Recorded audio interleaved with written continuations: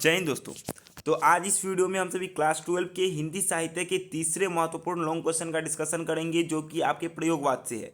तो चलिए इसके आंसर का डिस्कशन इसी वीडियो में फटाक से कर लेते हैं, क्योंकि आपको एग्जाम में भी अब टाइम नहीं है इसलिए। तो आपका क्वेश्चन क्या है? आपका क्वेश्चन है प्रयोगवाद की सामान्य प्रवृत्तियों की चर्चा करिए। हिंदी है तो हिंदी में आपको उत्तर लिखना होगा। आंसर कैसे लिखेंगे? प्रगतिवाद के साथ साथ कवियों के मन में यथार्थ को अभिव्यक्त करने वाली प्रयोगवादी काव्य धारा भी प्रवाहित हुई। प्रगतिवाद क्या है? हिंदी साहित्य का एक अलग एज है। उसके बाद प्रयोगवाद आता है। यथार्थ का मतलब यहाँ पे क्या है? वास्तविकता को अभिव्यक्त करने वाली प्रयोगवादी काव्य धारा भी प्रवाहित हुई। इसी धारा के प्रवर्तक अज्ञ माने जाते हैं। सन 1943 ईस्वी में अज्ञ के संपादन में क्या लिखा हुआ है? देखिए, अज्ञ के संपादन में तारा सप्तक प्रकाशित हुई। इसमें 7 कवियों की कविता संग्रहित थी। यहाँ से हिंदी कविता में विषय, भाषा तथा शिल्प की दृष्टि से नए नए प्रयोगों की प्रवृत्ति आरंभ होती है। इसी कारण इस युग का नाम क्या रखा जाता है? प्रयोगवाद। ये 1943 की बात है। तो देखिए, प्रयोगवाद कविता के प्रमुख प्रवृत्तियां कुछ इस प्रकार है। पहला क्या है आपका? अहनवादी व्यक्तिवाद, यानी प्रयोगवादी कविता अहनवादी व्यक्तिवाद से पीड़ित कवियों की काव्य रचना है। यह व्यक्तिगतता, आत्मविज्ञापन एवं प्रत्यापन का काव्य है। जैसे देखा है देखूंगा मैं, मेरी जिजीविषा मेरी नहीं नहीं मरेगी। जिजीविषा का मतलब क्या है? जीते रहने की प्रचंड इच्छा। आप एक कुटज में ये वर्ड को आप पाए होंगे, जिजीविषा। ठीक है, नॉर्मल है आपका कोटेशन, ये आपको याद हो जाएगा। छायावाद में थोड़ा टफ था, लेकिन इसमें क्या है? इजी है। देखा है देखूंगा मैं, मेरी जिजीविषा मेरी नहीं है मरेगी। दूसरा क्या है? बौद्धिकता। क्या है? बौद्धिकता।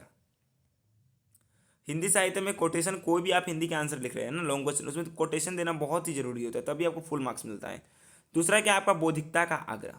तो इसमें क्या है? प्रयोगवादी कवि यथार्थवादी है, यानी वास्तविकता को बताती है। वे भावुकता के स्थान पर, भावुकता मतलब इमोशनल के जगह पर, इमोशनल के स्थान पर ठोस बौद्धिकता को स्वीकार करते हैं।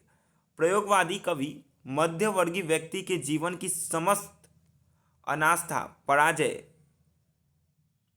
और मानसिक संघर्षों के सत्य को बड़ी बौद्धिकता के साथ उद्घाटित करते हैं।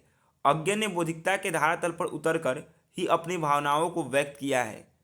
क्या किया है? देखिए,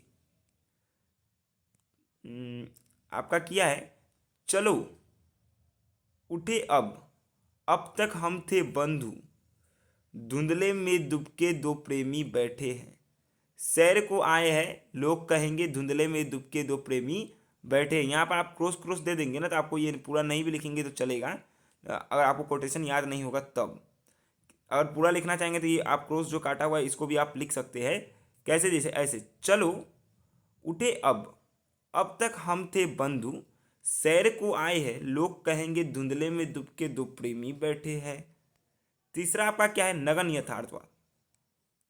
नग्न, नग्न मतलब खुले आम। प्रयोगवादी कवि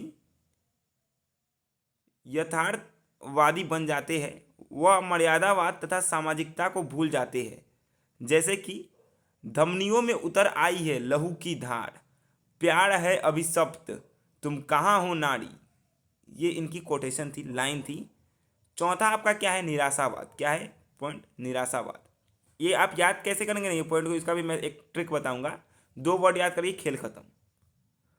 तो देखिए इसमें क्या लिखेंगे? प्रयोगवादी कवि जगत के प्रति निराशावादी होते हैं। जैसे कि आओ अब क्या होगा इस जीवन में, हम घड़ियां गिन गिन डग मारते रहे इस पथ पर, यानी इस रास्ते पर। और पांचवा और आपका अंतिम क्या है? उपमानों की नवीनता। उपमान क्या होते हैं? हिंदी में उपमान, अलंकार ये सब देखने को मिलता है। तो चलिए देखते हैं, डायरेक्ट आंसर को देखते हैं। प्रयोगवादी काव्य में प्राचीन रूढ़, यानी प्राचीन रूढ़ी उपमानों के स्थान पर नवीन उपमान और नवीन रूपक तथा नवीन अलंकारों का प्रयोग किया गया है। जैसे प्यार का बल्ब फ्यूज हो गया, मेरे सपने इस तरह टूट गए जैसे भुना हुआ पापड़। ये वहाँ पे कवि लोग का ये मतलब अपना दिया हुआ है। देखिए यहाँ इसका शॉर्टकट क्या है जो आप याद करेंगे इसको कैसे, पांचों पॉइंट को।